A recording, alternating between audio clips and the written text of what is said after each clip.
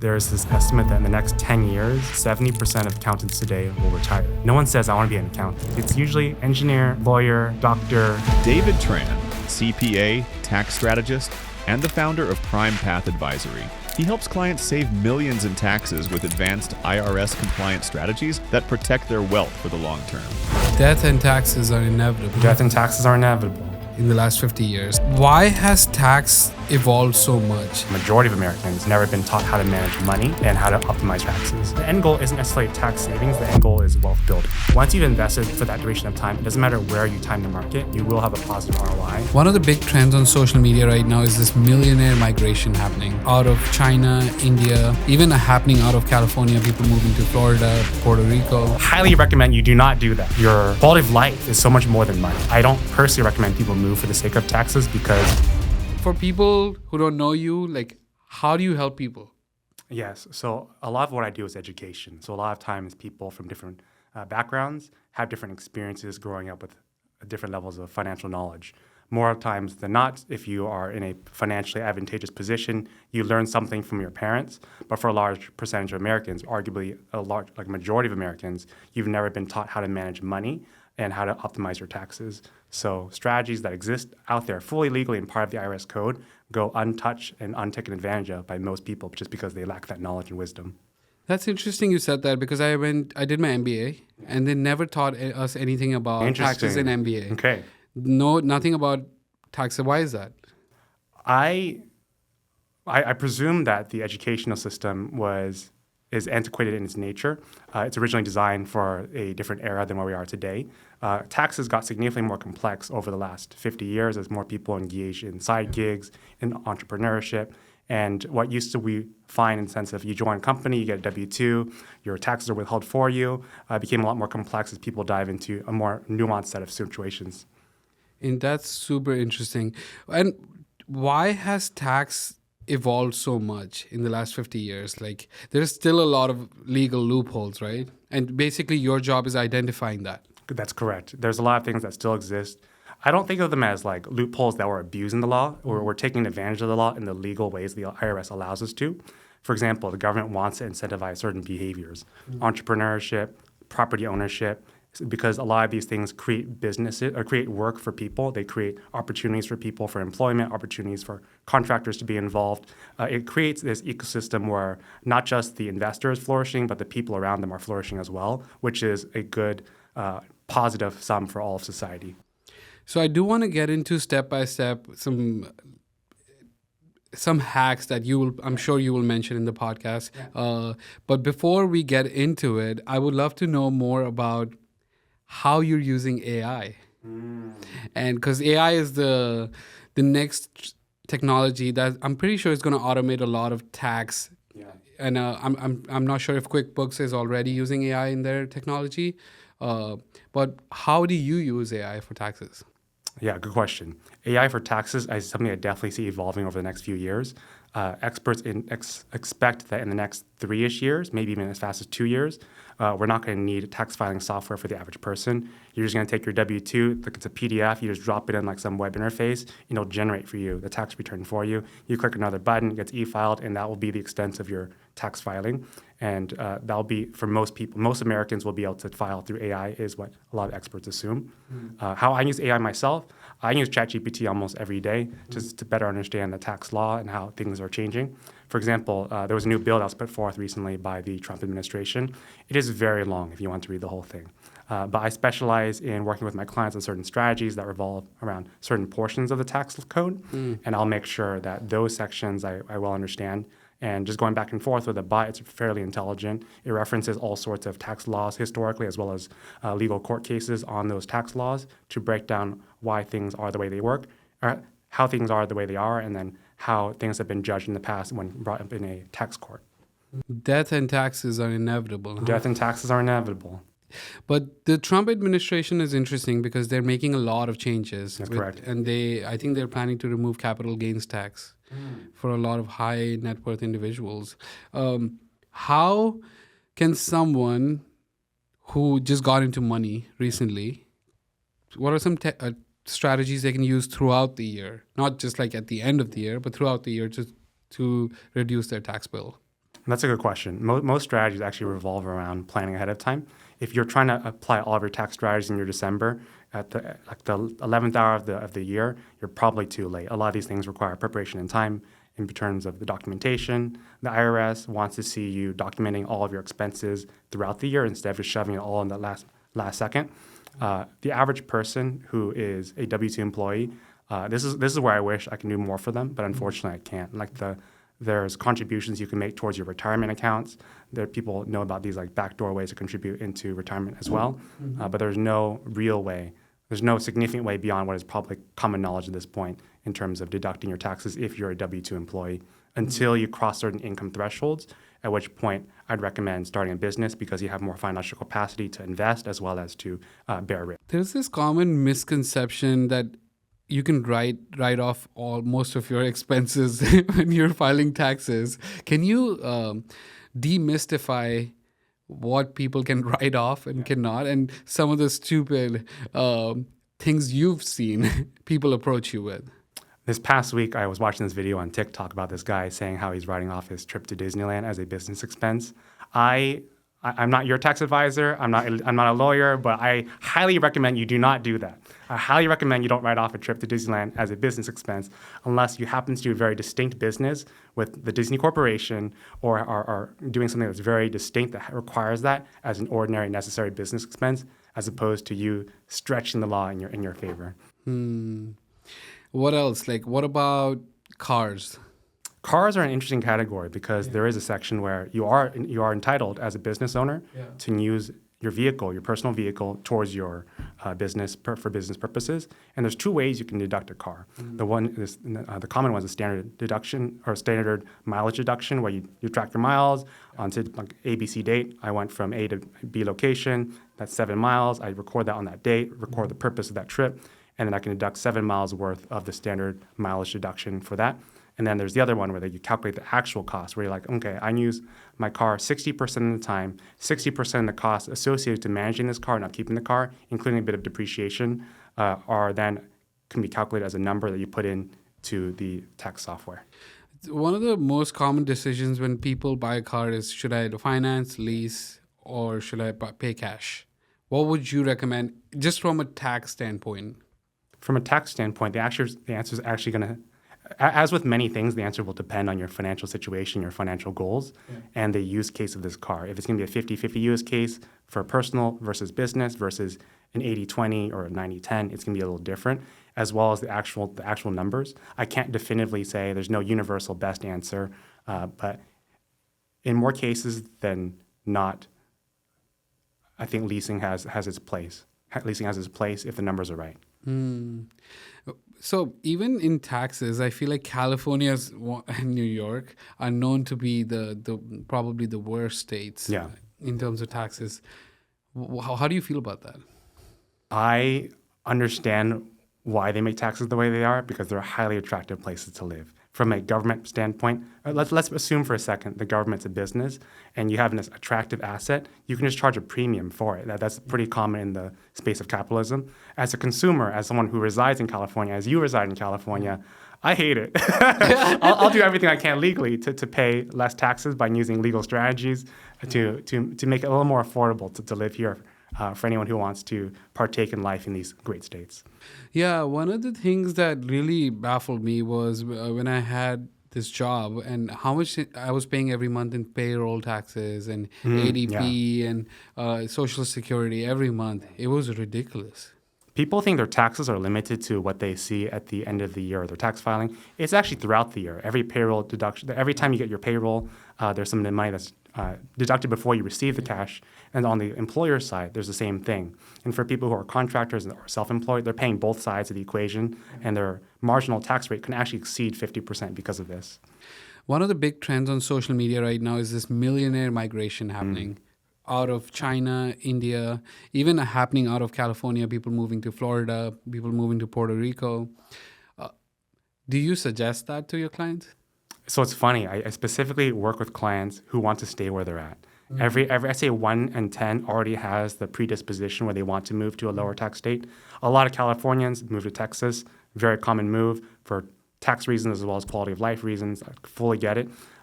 I don't personally recommend people move for the sake of taxes because your quality of life is so much more than money. Your quality of life is your family, it's your friends, it's your social community, it's your access to things that you're familiar with. And anyone can move to new territory if they have to. I think most people would just prefer not to if they could make it work. I think the weather tax The weather tax is real. that It's we very pay real. for Yeah. has not been super nice this year. the fires, the cloudy weather. Oh, yeah. In 2020, I attempted to move from California to Texas for a few years in hopes of me finding the same quality of life at a lower cost of living. And in the end, I decided it is, for some people, it is a great decision. For me, I just realized I miss my family and my friends, and I wanted to come back, even if it meant I had to pay up to 13.3% in California taxes. That's so true. I mean, we just saw that California became the 4th biggest GDP in the world. Yeah. That's insane. It's effectively a superpower of its own. Yeah. It's like it could be a country on its own. And that's really all due to tech. Like all these tech companies are producing such value, just like outsized value for the number of people they employ. Yeah. And all that value is like really generated in a 30-mile square radius or circle radius in the Bay Area. Did you know the population of California is more than Australia? I did not know that. Interesting. Yeah. Okay. So California, whole continent. Yeah, and I'm pretty sure the landmass of Australia is way bigger. Oh yeah. Oh way yeah. bigger. But there's also this trend of people choosing coastal cities to live in. Because I get it. Like I've lived in the valley. It's not. It's not as sexy. It's the beauty. It's the visual beauty of being able to see the water. It gives a lot of peace to a lot of people. And on top of like the visuals, there's the environmental effect of having a large body of water. Just regulates temperatures, prevents it from being too hot, prevents it from being too cold, which a lot of people love. Got it. Let's find some common bad practices when it comes to taxes, because I'm pretty sure you get people approaching and you're banging your head against the wall and you're like, come on, man. So funny enough, I don't bang my head against the wall, and the reason I don't is because I myself, before I became an accountant, before I studied the tax code and the tax law, made the exact same mistakes. A lot of people out there are DIYing their taxes, and we have software like TurboTax to help simplify and ask the right questions. But even then, I would say there's probably at least a 20% chance that the average tax filer has mistakes in their tax filing. Whether these are critical mistakes or not, it's another matter. Whether they get audited or not is another matter. But there's a higher percentage of mistakes, and that's because people might take the right numbers and put it in the wrong boxes or in the wrong forms because they aren't aware of how to do it, and they'll Google it, they'll ChatGPT it, which will be right 95% of the time, but there's that 5% chance where the AI gives you the wrong answer, but it's so confident that people are just like, oh, AI, yeah, ChatGPT told me. It has to be true. It's not. Yeah, it's not. It's like, you know how therapist also needs a therapist? Therapists need therapists. There's a tax advisor needs a tax advisor. So funnily enough, I do have a tax advisor, or I have a tax advisor team on top of the same strategies I work with for my clients, and a part of it is because they provide services that are distinct to my situation that may not apply to my client's situation. So for example, I specialize in working with W-2 employees, a lot of which work in tech, a lot of which work in like software engineering jobs. Whereas for myself, as a business owner, the strategies are a little bit different, and the legality of different things will vary dramatically between a W-2 category versus a business category. So how does the business model of your business work? Like, do you take a percentage of the money you help save? So funnily enough, that is a generally not recommended strategy for a lot of tax advisors out there. There's this IRC code that more or less says, hey, you really shouldn't be doing that. I don't want to say it's illegal. I don't want to say it's illegal, but it's definitely frowned down upon. Yeah. They want to see a world where people are being treated fairly, and advisors are recommending strategies that aren't ultra high risk. The reason the IRS introduced this code is because in the past, when there were firms that charged a percentage of savings, they would go a lot further, a lot more aggressive on their clients' taxes, especially for the firms that don't accept responsibility in case things go wrong, because they make more money that way. Whereas I work with clients to find their personal understand. Like I want to understand what their risk tolerance is, and we'll come up with strategies that match that risk tolerance. What's a wild story? From how many years have you been working in this tax? In finance, I've been doing about 4 or 5 years. 4 or 5 years. What's one of the wildest stories that stood out in your career? You don't have to name the person. Yeah, of course. I protect the full name how many people I work with. I get asked to do bookkeeping for a lot of businesses, What? I do bookkeeping. Bookkeeping? Like I Okay. offer bookkeeping services, which means I look at their expenses, help them categorize it. And there's another accounting firm that needed help, so they refer some of their work to me. And they have a lot of clientele amongst the who do work on OnlyFans. And as you can imagine, their business expenses are very different than a corporate business expenses. How? So I was seeing expenses like sex toys on the list, and they want to be able to like deduct sex toys, rentals of luxurious places, all sorts of things that you're like, I understand how it can be used for the business. I'm okay with putting it in as their tax advisor, as their accountant, because I understand it's directly related to their work. I just never thought I'd be in this place professionally. That is. They're also overspending a lot. So a lot of them don't end up paying taxes, because I know a guy who has an agency for that, and then he was telling me like they end up getting audited. Interesting. How do they avoid taxes? Because I'm always curious to how people think they can avoid taxes, and then helping them introduce. I think it's just lack of education. Like, first of all, I personally don't. Okay, this is a question for you. Do you recommend people to file their own taxes, or should they always hire someone else? I think it depends on the complexity of things. If you're primarily W-2, if it's just W-2 and capital gains of either real estate or stocks, actually, I'll take that back. If it's just capital gains of stocks and crypto, and then your W-2, self-filing is perfectly fine. The moment you involve real estate or businesses is where people try to get creative. They think they understand the law, and they'll take all sorts of deductions without properly documenting it, which technically works in the short term. And it won't be until you get audited that you realize, oh, I've actually been under-documenting this entire time, and there may be a penalty for that. That's what I was scared about when I was trying day trading. It didn't last very long, but I was so afraid of these rules, because now there are softwares that can automatically calculate for your capital gains. But do you deal with a lot of people who are like stock traders?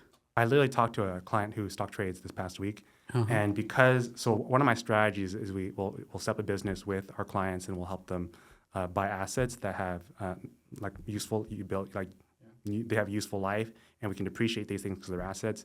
But we got capped on how much we can depreciate because they had a lot of losses already from their stock trading career. So it limits how much we can deduct on the rest of the business. So let me paint a dream scenario for average dreamer. You sell a company for millions of dollars, and you want to use that money to buy a house. How would the tax situation work in that case? Like, do you pay tax first on the exit dollar, and then when are you paying taxes when you buy a house? So let's break that down a bit. So if you have a business and you're trying to sell it, hopefully, if your intent was to sell it, it's structured as a C corporation, which means that if you've held for at least 5 years, there's this clause in the law that it's called like QSBS, Qualified Small Business Stock, which allows you to deduct up to $10 million off the capital gains of that business. Wow. So most people I know who are selling businesses, they're doing around like 1 to 3 million. So like this 10 million capacity, well more than they need. For people who get even higher payouts, the way the law is written is you either get $10 million or 10 times your basis in the company, which means whatever you invest in the company multiplied by 10 is how much you can take as a deduction from capital gains when you sell at the federal level. Unfortunately, we live in California where a lot of business transactions do happen. You still have to pay your state taxes, unfortunately. You have to still pay state tax on, so you don't pay capital gains tax, but you pay sales tax. Sorry, you pay state income tax. So all income, whether it's through stocks or through sales of businesses or through W-2, gets taxed in California. How much is that in California? Yeah, so it caps out at somewhere around like the 14%. Got it. And then when you use the capital to buy a house, I know this mansion tax, which is like it's like if you buy anything above 5 million, there's another tax on that, right?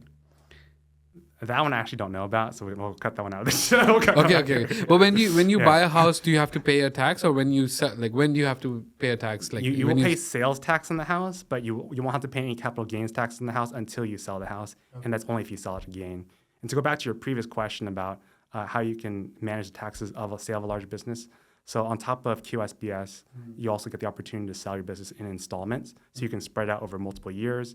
Sometimes if people are selling for a business for $25 million or more, they can work with a tax lawyer to set up a trust that it takes the proceeds of these instead of the individual. So, and then the trust pays them over time.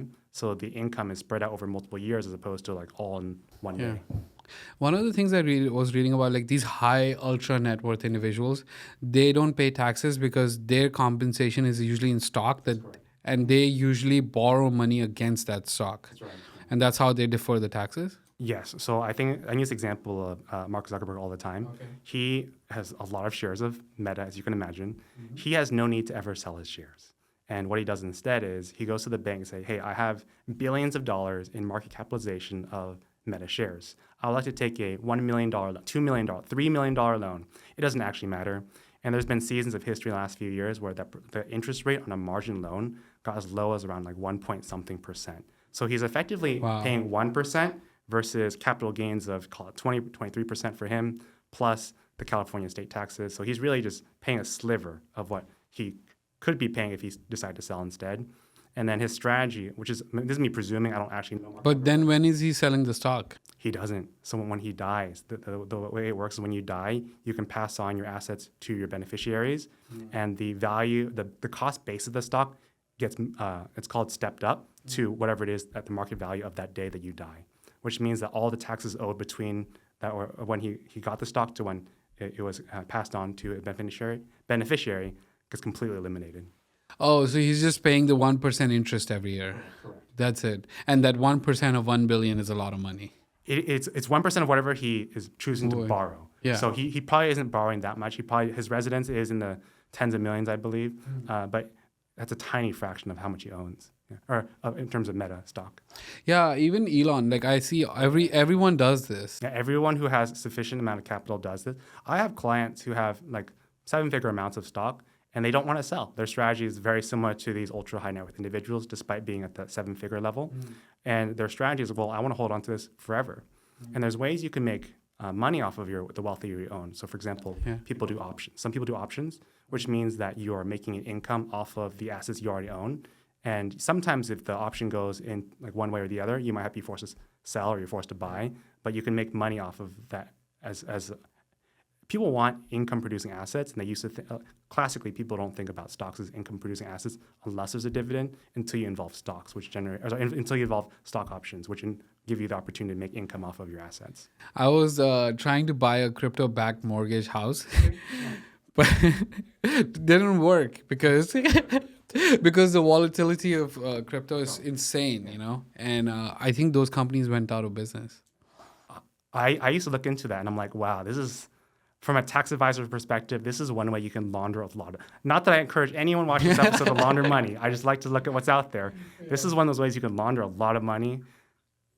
And even if you don't ever tap into the other half of what you own, for example, if you own a bunch of Ether, if you owned a bunch of whatever, and it was stable and you was able to take a decent-sized loan, it doesn't matter if the loan doesn't, if the whole thing collapses or not, because you have the cash, which is, at the end of the day, what you use to buy assets. We can't buy houses with crypto just yet, and the cash is what's important. And for a lot of people, they're making a lot of money on this crypto without reporting it to the IRS. What is tax loss harvesting? Tax loss harvesting is the idea of typically at the end of the year, you take a look at which of my stocks have underperformed, which of my stocks have overperformed, and you sell the ones that are underperforming to take those losses and to counter against the ones that might be doing overperformance if you wanted to sell. And then you're allowed to take a $3,000 deduction based off of losses due to like stocks every year, but an infinite amount of gains. So people try to balance their portfolio. It's a good time to re-diversify because, as you imagine, you put $1,000 into 10 different stocks, you wait 5 years, the balance isn't going to be equally split across those different companies. It's going to be all over the place, and you can choose to buy and sell to re-diversify without having a significant tax bill. I think one of my favorite strategies in California, I don't know if it exists all over US, the 1031 exchange. The 1031 exchange. My dad loves the 1031 exchange. Really? How come? He's probably done it a dozen times now. Probably a dozen times, yeah. Can you, let's explain it in very simple terms for someone young watching. Sure. Explain it like I-5. I love that concept. Yeah. So a 1031 exchange is an IRS-allowed strategy for you to defer taxes. So which really means you're just paying taxes in the future instead of paying taxes now. And the way it works is, let's say this is my house. It is $100, and when I buy it, and it grows to $500 when I sell it. If I were to sell it at $500, I'd owe $400 of capital gains taxes. Yeah. But instead, I can say, I want to trade you for your Like, so it has to be more expensive. it doesn't actually doesn't have to be. Really? You can choose multiple less expensive ones as long as the balance is greater than what you Got it. yeah. So the idea is you're trading. Generally speaking, people do choose to trade up because it allows you to keep compounding the strategy. But sometimes people just want to change their portfolio location. For example, my dad wanted to sell properties in California and rebuy them in another state. He experienced a lot of capital gains in California, but personally moved to another state, and he wants to be able to manage it in person more easily. So he 1031 exchanges, which is just effectively like a trade of sorts. And then when it comes to the IRS paperwork, we say that, hey, like I traded my property in exchange for capital that I use to buy someone else's property. So effectively, it's like trading cards. Like you don't really owe money to the IRS when you trade cards. People just have a different card now, and it's to both parties. They're generally satisfied because they have different goals. And instead of owing that $400 in taxes now, I can choose to postpone it to when I sell the second house. And the way people utilize this is they'll keep repeating the strategy until they die. And just like I mentioned before with the other strategy, all property gets stepped up in basis, which means that your people who are inheriting your property that you're leaving to them don't owe those capital gains. So you're effectively getting those gains for free as long as you do the paperwork correctly. I was talking to my landlord. He owns more than 100 units, and he has a lot of rental income coming in every month. And I was thinking about how does rental income gets taxed, and do you have any idea? So there's two ways it can be taxed. It can be taxed as active income, or it can be taxed as passive income, depending on his involvement in real estate. So there's this thing called the real estate professional status, shortened to or abbreviated as REPS. And more or less it means if you spend 750 hours per year, then you're considered a real estate professional, at which point all your gains, all of your income could be considered active income, and all of your losses can be considered active losses. And that includes the paper losses of depreciation and things that amplify or accelerate depreciation. And what are the pros and cons of having active income versus passive income? In general, you want as much of, it's not so much the active income or passive income, it's more so you want active losses. Active losses are what unlock the tax beauty of real estate as a strategy because it enables you to take income from multiple sources. Let's say you own a business, let's say you have a W-2 job. You can take your losses from your real estate and write it against your income from your W-2 job if you're an active participant in, if you're able to get active losses, which comes through either being a real estate professional or the thing known as the short-term rental loophole, which means instead of 750 hours, you now just need to spend 100 hours in the business as a Airbnb manager or something similar. Because when you own a property, you can file depreciation every year. That's correct. But when you're renting it out, can you still file depreciation every year? You get the benefit of depreciation significantly more so as a renter versus like living in it yourself.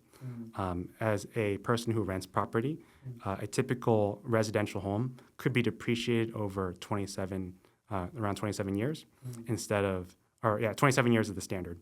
And then what you're able to do is this thing called a cost segregation study, which takes a look at a house, takes a look at a building, sees which part can be accelerated faster. Like for example, some portions of a house are not going to last 27 years. Your washing machine, dryers, you'd be so lucky if they lasted 27 years. So instead, they put it on a depreciation schedule that's faster. For example, possibly 5, 7, or 15 years, depending on the type of property on the land. And on top of that, we have this thing called bonus depreciation, which the current administration restored back to 100% for the next few years, which really means all the things that have a lifespan 15 years or shorter in depreciation can now all of it be grouped up into year one and be given a year one depreciation benefit. So for a lot of people in real estate, they're claiming hundreds of thousands to millions of dollars in deductions if they're performing these cost segregation studies, plus happen to be a real estate professional. There's this guy, Nick Huber, on Twitter. He's made a whole brand around that, actually, around cost segregation. I still don't understand it. It's a bit complicated. Yeah. One way to think about a cost segregation study is imagine we had a set of Legos, right? Like this. Imagine this is a Lego house, and it's made of different colors of bricks. Certain types of Lego bricks, if you will, are depreciated over 27 years. Certain colors of bricks can be depreciated over 5 years, or 7 years, or 15 years. There's different categories of equipment And so if you just look at a like Lego building, like, okay, I have 100 pieces of white bricks, I have 100 yellow, 100 red, and those each correspond to different timelines. And then you can take the ones that are 15 years or less in lifespan and move it all into year one as a depreciable expense. What AI tools are you using in your life for taxes? So I investigate a lot of things out there, and I actually commit to very few. So right now is Do you use like TurboTax? so I do use So TurboTax is the consumer version of Intuit's products. They have their professional versions for accounting firms like mine. They actually don't yet integrate any AI tools. Yeah. They claim to have AI tools in their bookkeeping software, QuickBooks. Yeah. It is probably one of the worst AIs I've ever seen. It attempts to categorize your expenses into categories for you, but the intelligence is really lacking. For example, like Starbucks, extremely well-known brand. If you see a receipt for Starbucks, you almost, with 100% certainty, know they're buying coffee or pastries. That's really all that Starbucks sells, and it will be classified sometimes as like something else entirely in the software. I'm like, that is such a miss. There is a huge shortage of accountants and CPAs in America. What's the reason for that?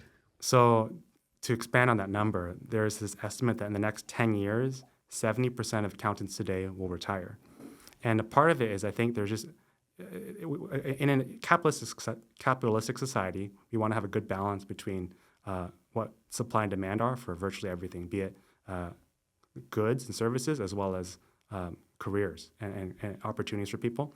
The unfortunate thing is it's not been an attractive career option for a lot of people. Mm-hmm. When I talk to a lot of young kids, when I go to church and talk to the youth, no one says, I want to be an accountant. No one. Some of them might say they want to be, it's usually engineer, lawyer, doctor, maybe one of the trades like art, but no one says accounting. And it's because I think a lot of times children aren't really exposed to the different options out there, and they see accounting as like a boring job where you sit at a desk and you calculate numbers all day and you just submit reports to your manager. And for some accountants, that's probably true, but I think the average accountant can have the accounting has a very large variety of applications, and not all of them are going to be equal in terms of what the role looks like. I think accounting will get outsourced to not artificial intelligence AI, but anonymous Indians AI. So you're hitting something. You're on the dot. It's actually been happening for a while now. Yeah. I go to a lot of networking events and talk to other accounting firms. Yeah. Almost all of them are currently using or very soon to consider an accounting firm that's either based in India or in the Philippines. Yeah. The quality, the volume of people out there who are college educated and willing to work and willing to learn these skills is significantly higher than it is in America. Unfortunately, they will never be able to earn U.S. wages because they're not licensed in America. These licenses, like the CPA license, the EA license, these are like American exclusives. Mm-hmm. But that said, what I do see happening is like American accountants are partnering with people in the Philippines, where the Philippines and the Indian companies are providing outsourced labor to do the first level of review, and an American will review the review, make sure it's accurate, and then submit it. I think accounting industry needs like a PR. Like they need to hire some sexy marketing agency to make accounting look cool again, you know? Accounting is actually transforming as an industry. And I understand why people don't want to get into accounting. For example, my mom has worked with the same CPA for many, many years, and she probably pays around $400, $500 a year on her tax filing. Yeah. And like pretty average complexity, like return, nothing fancy. Yeah. But if you think about it from the accountant's perspective, $500 is not a lot of money. If you wanted to make $100,000, you'd have to have 200 clients, and that's not including your overhead, because you have to have your office, your equipment, your software. Tax accountants do pay a lot of software money because we're paying usually a per filing fee to companies like Intuit. Mm-hmm. Even when we get bulk discounts, there's still like effectively a per filing cost of like $20, $30, $40 that cuts into that margin. Mm-hmm. So if you really want to make $100K, you're really doing 250 to 300 returns to make $100K. And $100K isn't what it used to be. I think people think of $100K being like that threshold for adult success. Unfortunately, if you live in California, like that number has like probably moved closer to like 150 to 200. Mm. This is kind of like a off tax question, but do you suggest people rent or buy? Oh, this is a classic question. Yeah. And there's pros and cons to both. It really depends. And I think about financial personal finance, like the inherent nature of it is personal in nature. Different people have different goals. Different people have different levels of financial wisdom and education, and different people have different preferences in terms of how they like to spend their money. And I think about both strategies can be an effective way to build wealth. So, for example, there's smart ways to do both, and there's dumb ways to do both. And I think about the smart way to rent is one where you rent in an area where it's below your costs, below your means, and the difference that you would have spent, you instead invest into the stock market or real estate elsewhere, or some other asset class that you believe has ability to return a positive ROI.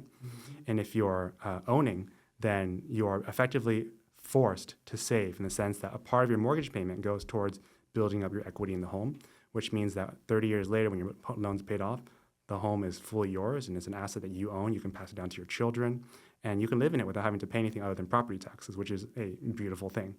So there's not necessarily a universal answer between those two options. The dumb way of renting is where you rent even when you could afford to buy, but instead just blow your money on all sorts of depreciating assets like cars and watches instead of something that appreciates. And the dumb way to buying a home is you buying something more than you can actually afford, and it stresses you out. And like the quality of life is the end of the name of the game is quality of life. Yeah. Even though I'm a tax advisor, I'm a quality of life advisor. I help people go through decisions and help them decide on how they want to make decisions to maximize their quality of life, given certain constraints that each individual will share with me. It also depends on the rates, right? Like I think we saw summer of 2021 was the best time to refinance anything. And the rates have gone up so much. That's why people are not buying that much anymore. And I think that's why most millennials are so sorrow and melancholy. Get that. Because that's why millennials don't want to have kids, because it's expensive to have having kids. a kid is directly tied to owning a house. And then some, It has been that way historically, but I've been seeing a lot more families renting. Yeah. And I don't think there's anything wrong with that. The only thing is the emotional burden of like, what if my rent goes up to the point I can't afford it? Yeah. What if my income doesn't grow at the same rate that my rent grows? I want my kids to have, like when I was growing up, I'm very thankful that my parents were able to have a stable position because they own the home. So for me, I can go to the same elementary school, to the same middle school, to the same high school as all the people I knew grew up. Whereas I have a lot of friends I met in college, they moved around every 2-3 years because their parents owned businesses that had some years of fluctuations, and they had to like move to like cheaper neighborhoods. And there's a quality of life disruption to that. Yeah, I like that after the fires happened, there was this like 10%, they put a price gouging Yeah, it's law. very important, yeah. I think it's super important, especially with the rent in Los Angeles, because landlords can take huge advantage of that. I actually got into a fight with my landlord about that because they wanted to increase my rent by $200 every month. And I was like... $200 every month.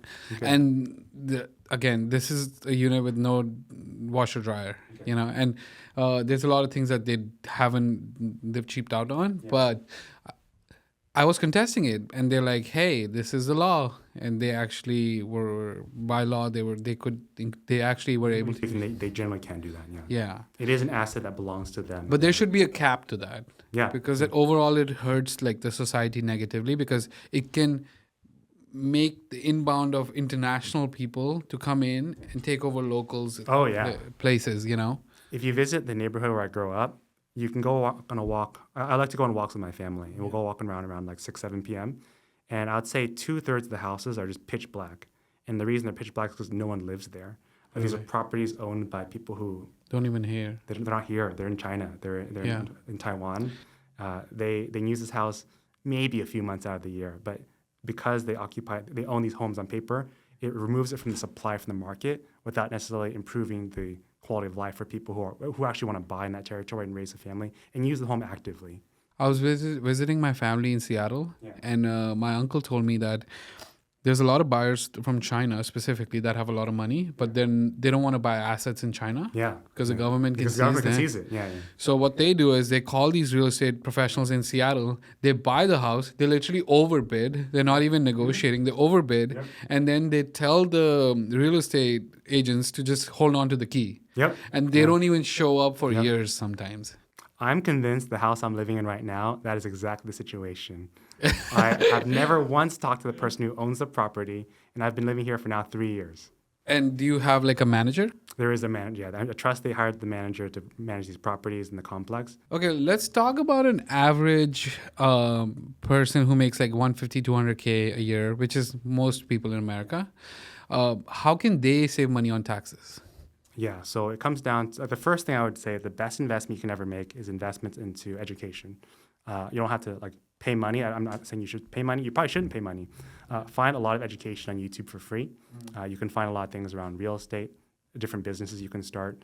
One of the best ways to build wealth is through businesses and through real estate, through any asset class that appreciates.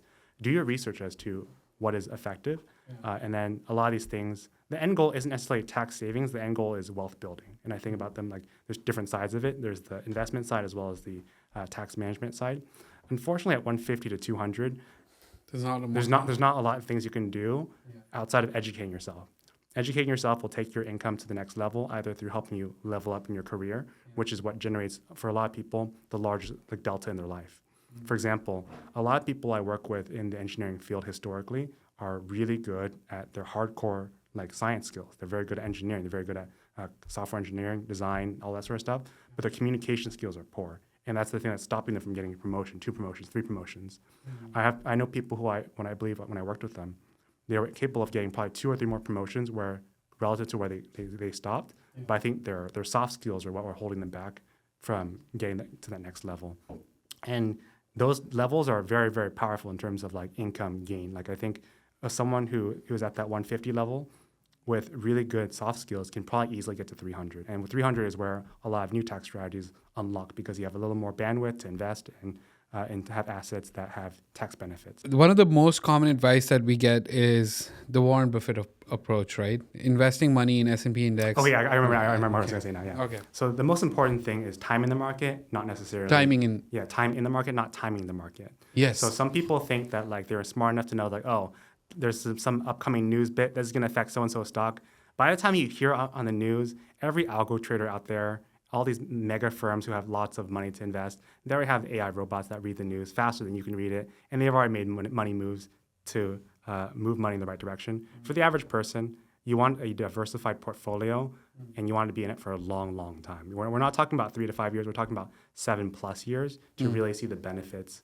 I think it's 7 years or 8 years. I can't remember, but more or less, once you've invested for that duration of time, it doesn't matter where you time the market, you will have a positive ROI. And over long enough durations of time, you're aiming not to get rich overnight. You're aiming to get the market average, which has been 8% since its foundation. And that 8%, when it compounds, it can be really insane. Yeah, there was a season where Warren Buffett in his life would not pay for haircuts because his mentality around haircuts was, oh, well, if I compound this at 8% return for the next 40, 50 years, this haircut cost me $50,000. And he's not wrong, but you should also just get a haircut at some level. Dude, that's what I dream about every night when I'm having this like existential crisis every night. I think about how I could go back in time and just put every dime into Bitcoin. Oh yeah. If everyone had that capacity. Sure. Dude, I would live under a shed and put all that money back in Bitcoin. Look at the price of Bitcoin today. $111,000. Insane. Bitcoin, Nvidia, transformative companies. But in hindsight, it's easy to see how they're successful. Yeah. There's alternate futures. There's alternate realities where they didn't. Even Berkshire. Oh yeah, even Berkshire. Yeah. Insane. Like a Bitcoin in the last year grew 56%. Yeah. Which is beating the market by 5 times. I know some friends who I don't recommend this to anyone who's listening. Yeah. They hold 99% of their portfolio in Bitcoin. So whenever they have capital from their businesses, they convert it to Bitcoin after they pay their taxes. Because there is this huge narrative about de-dollarization. Yes, that's exactly why people choose to invest. But I don't believe in it personally. Me neither. Yeah, because the dollar getting devalued doesn't mess up US. It messes up the entire Forex. It messes up the entire trade of flow. Yeah. Because until the IRS accepts crypto as a way to pay for your taxes, there will be a demand for US dollars. Yeah. Really? Because people have to pay taxes in US dollars. It doesn't matter how many Canadian dollars you have, how much yen you have to convert it to US dollars if you need to pay your taxes. For people watching, they're like, David, I love everything you're saying. I want to learn more because this was just like a short sneak peek of what you know. How can they find you? And are you putting out content out there? So that's a great question. I'm literally starting this week in starting content. This is one of the first pieces that's going to go out, so I'm very excited to start a new brand. My goal is education. I love the advisory portion of my work. Tax accounting, tax filing, it's a necessary trade of Yeah. table stakes. Everyone will expect that from someone in my position. But my favorite part of my work is actually getting to know people, getting to understand their circumstances, and helping them find ways to improve their quality of life. And I want to do that at scale through content. And how can people find you right now online? Yes, we'll attach a link to my socials in the subtitle. Is David Tran on LinkedIn, and your website is primepathodvisory.com. .com. That's correct. Perfect. Cool. Thank you for coming on the show, David. That was a lot of fun. You educated me on a lot of cool stuff. Thank you.